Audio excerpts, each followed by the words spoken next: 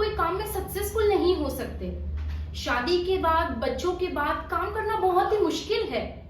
एक ऐसी गेस्ट है आज हमारे साथ जो सिर्फ अपनी लाइफ को नहीं, कितनी वुमेन्स को इंस्पायर कर रही है, उनको कोई एम्प्लॉयमेंट दे रही है, उनको सिखा रहे हैं, अपना पर्सनल बुटीक चला रहे हैं, एक फैशन डिजाइनर है और उसके साथ सोशल ग्राउंड्स पे भी एनजीओ के लिए काफी काम कर रहे हैं। So I welcome miss Manisha Patil with us today. So ma'am, मैं आपसे पूछना चाहूंगी कि ये जो आप अभी कर रहे हो, आप एनजीओ के लिए काम करते हो, आप बुटीक चला रहे हो, आप क्लासेस ले रहे हो, मैम क्या ये सब कुछ साथ में करना पॉसिबल है?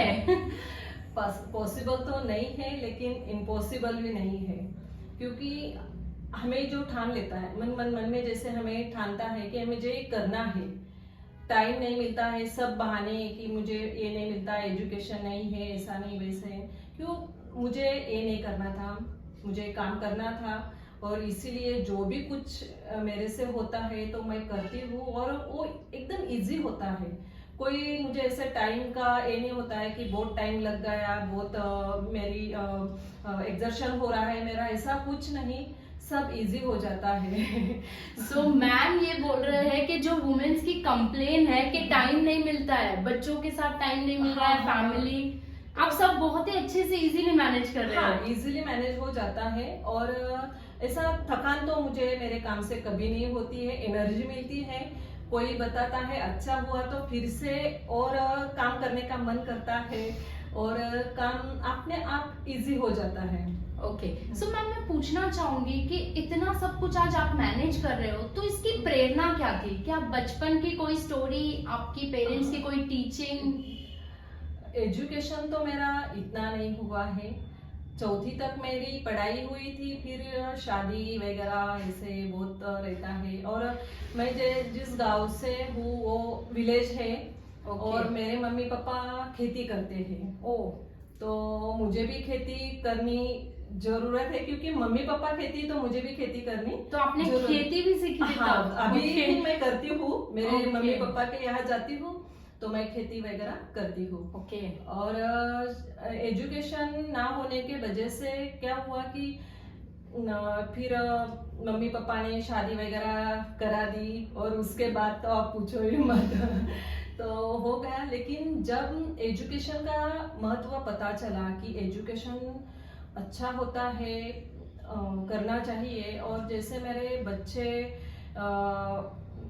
मेरे दो, चेतन और अस्मिता, और जिसे वो चावड़ा में थे। तो उससे जब मैं पढ़ाती थी, कुछ आता नहीं था, मेरा नाम भी मुझे लिखना नहीं आता था, 12 खड़ी और जो अल्फाबेट्स रहते हैं ABCD के, वो भी मुझे पता नहीं थे कि कितने अल्फाबेट्स होते हैं, ये भी मुझे पता नहीं थे। तो जैसे जैसे मैं बच्चों के साथ पढ़ाई करती थी तो मुझे अच्छा लगता था। और कर्सिव तो मेरे लड़का चावड़ा में था, तो अपने आप मुझे वो इंग्लिश मैं लिख पाती थी, बोल तो नहीं पाती थी लेकिन समझ लेती थी। तो वैसे मेरी जर्नी स्टार्ट हुई, और मेरी लड़की जब 10वीं में थी तब मैंने 10वीं की एग्जाम भी दी। ओह बाप रे!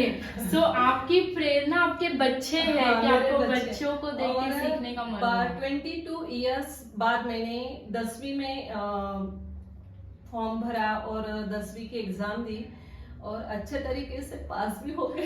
ग्रेट अच्छा ही लगता है। सो आप में it requires lot of guts, you know, कि आप और अपनी बेटी दोनों साथ में 10th के एग्जाम दे। और उसके बाद मैंने ITI ज्वाइन कर लिया। ITI में भी फैशन डिजाइनिंग का कोर्स होता है। तो उसमें मैंने वो भी कंप्लीट कर लिया। और जैसे जैसे ऑनलाइन कुछ क्लासेस रहते थे उसमें मैं पार्टिसिपेट करती थी, कुछ 2 महीने का, 3 महीने का, वैसे ऑनलाइन जो मेरे से बनता है तो मैंने वो सीखा। सो मैम, काफी डिफिकल्ट रहा होगा। लोग कहते हैं शादी के बाद काम करना ही मुश्किल है, शादी के बाद स्कूलिंग, पढ़ाई, क्लासेस, फैशन डिजाइनिंग। डिफिकल्ट तो बहुत था मेरे लिए, सच में बहुत डिफिकल्ट था, क्योंकि कुछ काम करने के लिए मेहनत जरूरी होती है। मेहनत करने की ये थी, मेरी चाहत थी, मैं मेहनत कर सकती थी लेकिन बोल नहीं पाती थी, लिखना पढ़ना नहीं आता था। फिर भी मुझे ऐसा लगता था कि हाँ मुझे काम करना तो आता है, तो मैं क्यों पीछे।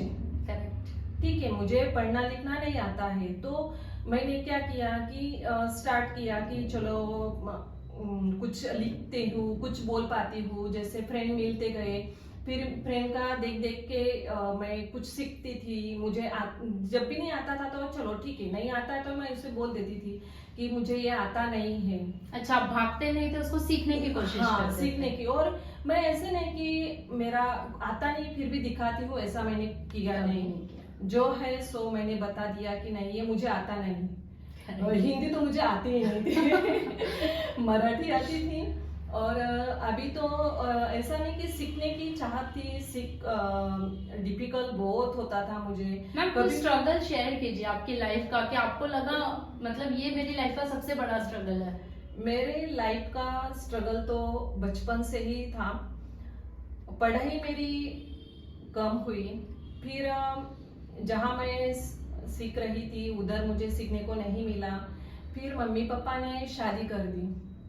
वो भी क्या है, समाज के लिए कुछ करना मतलब जो रीति रिवाज है वो तो निभाने पड़ते हैं। फिर मम्मी पापा ने शादी कर दी, फिर कुछ प्रॉब्लम वगैरह बहुत हो गए। फिर मेरी शादी जहाँ हुई थी वहाँ टूट गई। कुछ प्रॉब्लम थे वो मैं नहीं बताना चाहती। फिर उसके बाद सेकेंड मैरिज मेरी हुई। फिर जब मैं विलेज से थी, जब मैं धुलिया आई तो मुझे ऐसे लगा कि मैं स्वर्ग में आई। ओके। क्योंकि मैंने गाड़ियां नहीं देखी थी, बड़े बड़े बंगले नहीं देखे थे, घर नहीं देखे थे, रोड नहीं देखे थे। सिर्फ खेती और गांव का जो रहता है वो मैंने देखा था। तो मुझे ऐसे लगता था कि मैं कहाँ स्वर्ग में आ गई, ऐसे मुझे लगता था। और तब से मैंने ठान लिया कि मैं भी ऐसा कुछ करूं जैसे ये औरतें करती है। कितना सिखाती है, कितना अच्छा बोल लेती है, कितना अच्छा फ्रेंड सर्कल है। तो ठीक है, तो मैंने तभी से ठान लिया और मेरी जर्नी जुड़ गई। और मैं मेरे मम्मी पापा को दोष नहीं देती हूँ, क्योंकि जो नसीब में होता है मैंने वो नसीब का भाग बोल के उसे टाल दिया। और जो क्योंकि मम्मी पापा को मैंने तो नहीं बताया था शादी का, वो तो हो गई। और मैंने मम्मी पापा को दोष भी नहीं दिया। और अभी मेरी लाइफ बहुत अच्छी है। जहाँ मेरी शादी हुई वहाँ भी मुझे सब सपोर्ट ही करते हैं। और मेरे हस्बैंड लाइब्रेरियन हैं। तो पढ़ाई का थोड़ा मुझे वो भी बताते थे, तो उसके वजह से। और बच्चे जैसे बड़े होते हैं तो बच्चों के साथ साथ है ना, बच्चों का जो फ्रेंड सर्कल होता है तो हमारा भी एक फ्रेंड सर्कल होता है। तो तब मैं देखती थी कि कितने अच्छे से ये इजीली जो पेरेंट्स है वो कितने इजीली अपने बच्चों को सिखाते हैं, कुछ प्रोग्राम में भाग लेते हैं। तो मैं भी ऐसा कुछ करना चाहते थे आप। तो मैं आता तो नहीं था, फिर भी करने की चाहत तो रहती थी, नहीं मैं करूँ। और फ्रेंड को बोलती थी कि नहीं मुझे ये करना है लेकिन आता नहीं है, तो मैं क्या करूँ। और कुछ फ्रेंड बहुत अच्छे थे मेरे, वो मुझे बहुत अच्छे से समझाते थे। और टीचर भी थे बहुत अच्छे से, वो भी मुझे ऐसे बताते थे कि नहीं ऐसा नहीं, ऐसा करो आप। तो जैसे जैसे अच्छे लोग मिलते गए और मुझे चाहत मिली कि नहीं मुझे अभी करना है, तो फिर मैं स्टार्ट हो गई मेरी